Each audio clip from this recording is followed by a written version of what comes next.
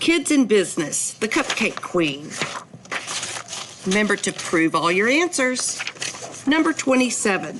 The photograph next to paragraph 1 helps the reader understand A, why Taylor works many hours, B, how Taylor changes her recipes, C, where Taylor stores her cupcakes, D, what tools Taylor uses in the kitchen. 28. The word thriving in paragraph 7 tells the reader that Taylor's business is F, doing well, G, raising prices, H, losing customers, J, moving to a new city. 29.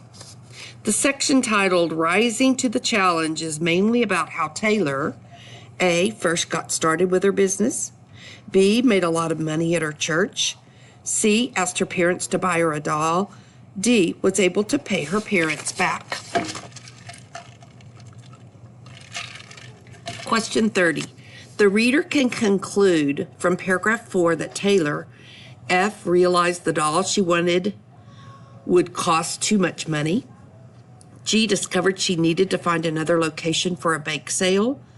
H, became more interested in baking than in having a doll. J, wanted her family to bake the cupcakes for her business. Question 31. Taylor informed people of her cupcake business mainly by A, handing out business cards, B, advertising at her dance class, C, calling her father's friends, D, talking to the other chefs. 32. What can the reader tell about Taylor from the way she prepares her cupcakes for customers? F, she likes to sell her baked goods to her friends. G, she has more fun decorating the boxes than baking.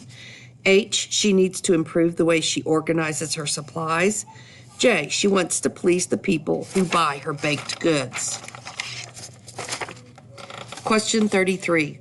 One result of Taylor's success with her business is that she is able to A, get her homework done in time for school, B, donate money to help other people, C, eat at the restaurant of a famous chef, D, help others decide what they want to do as an adult.